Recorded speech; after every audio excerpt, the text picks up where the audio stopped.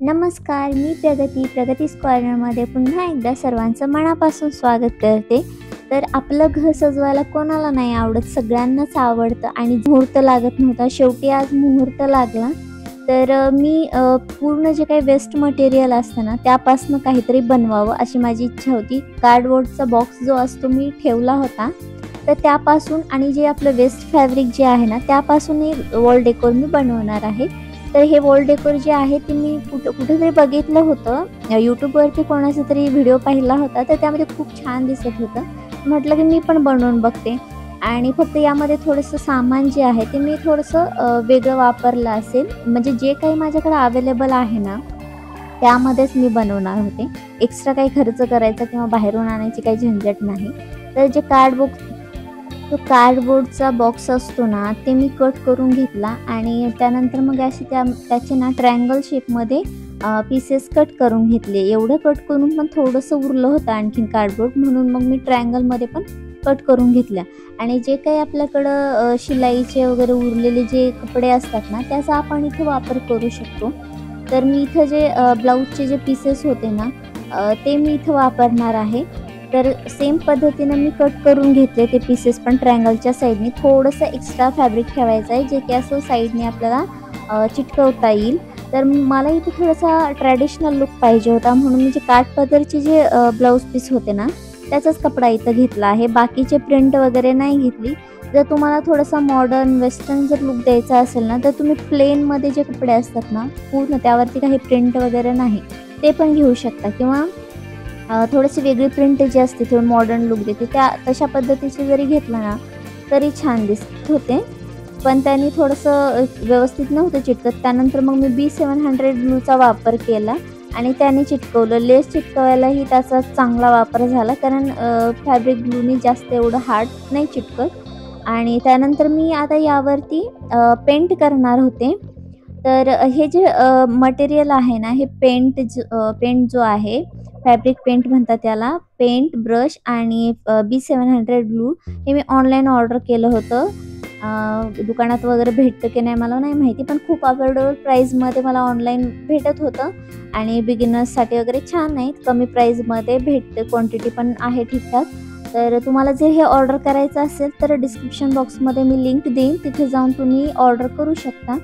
आणि साईडला जे आहे ते 700 ग्लूनीही अशी लेस चिटकवून घेतली. या ठिकाणी तुम्ही जे वुडन स्टिक्स असतात त्या जर यूज केला ना तर खूप छान दिसेल, जर तुम्हाला वेस्टर्न लुक पाहिजे असेल तर.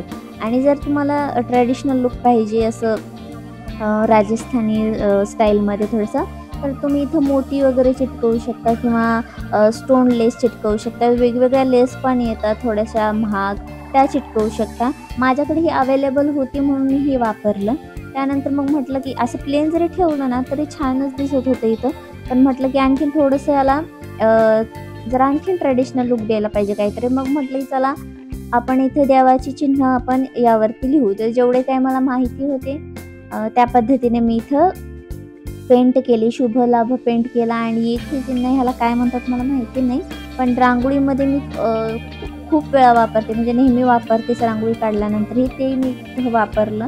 आणि त्यानंतर सरस्वती यंत्र एक म्हटलं इथं पेंट करावा, आणि साईज छोटी होती त्यामुळे सरस्वती यंत्र ड्रॉ करायला थोडंसं अवघड जात होतं, म्हणून मग मी पेननी अगोदर ड्रॉ करून घेतलं आणि त्यानंतर मग यावरती पेंट केला. तरी थोडंसं साईजचा फ्रेमची साईज कमी असल्यामुळे ना थोडंसं इथे प्रॉब्लेम येत होता. तर मी जसं कसं होईल असं करून घेतलं, पेंट करून घेतलं. त्यानंतर जे आपले गोल जे सर्कल होते ना त्यालाही मी साईडनी लेस लावून घेतली आणि मग त्यामध्ये छोटे छोटे जे सिम्बॉल होते ओम श्री असं छोटे छोटे सिम्बॉल साईजनुसार त्यावरती पेंट करून घेतले. आणि हे सगळं कसं असं व्यवस्थित पेंट करून झालं. यामध्ये आणखीन काहीतरी चेंजेस केले तरी छान दिसले असते, आणि पण म्हटलं झालं आता एवढं बास झालं. तर तर मी इथं ट्रायंगलच्या शेपमध्ये कट करून घेतले ना, तर त्या ठिकाणी तुम्ही वेगवेगळे पण शेपमध्ये घेऊ शकता. रेक्टँगल शेप करा किंवा चौकोनी असे करून घ्या किंवा आपले चांदणी शेपमध्ये, षटकोन असं वेगवेगळे जे शेप असतात ना, तर कुठल्याही शेपमध्ये तुम्ही जरी कार्डबोर्ड कट करून घेतला ना, छान वाटेल. आणि मी कार्डबोर्डचा यूज केलाय ना, तिथं कुणीतरी वुडन बोर्डचा पण यूज केला होता. पण रेंटल रूममध्ये कार्डबोर्ड आपलं छान वाटतं, कारण खिळे वगैरे मारायची गरज नाही, चिटकवता येतं. वेटमध्ये पण कमी असतं, म्हणून मी कार्डबोर्डचा यूज केला. आणि कमी खर्चामध्ये आपलं इतकं छान डेकोरेशनचं भेटते तर का नाही. आणि माझ्या चॅनलवरती ना असे खूप सारे व्हिडिओ तुम्हाला DIYचे भेटतील, स्टिचिंग रिलेटेड व्हिडिओ भेटतील. तर माझ्या चॅनलवरती नवीन असाल ना, तर प्लीज चॅनलला सबस्क्राईब करा. आजचा हा व्हिडिओ आवडला तर लाईक करा आणि एकदा ट्राय करून नक्की बघा, तुम्हाला खूप आवडेल. इतकं छान हे लावल्यानंतर भिंतीला इतकं छान दिसत होतं ना, की असं मला खूप जणांनी विचारलं की कुठून घेतलं. इतकं छान लूक येत होता ह्याचा. तर मग ह्याला चिटकवण्यासाठी मी हे नॅनो टेपचा यूज केला आहे. हे पण नवीनच आलं आहे, तर हे मी ऑनलाईनच मागवले. तर व्यवस्थित त्याने चिटकलं भिंतीला आणि काहीसुद्धा प्रॉब्लेम नाही. इतकं छान दिसत होतं ना, तुम्ही पाहू शकता.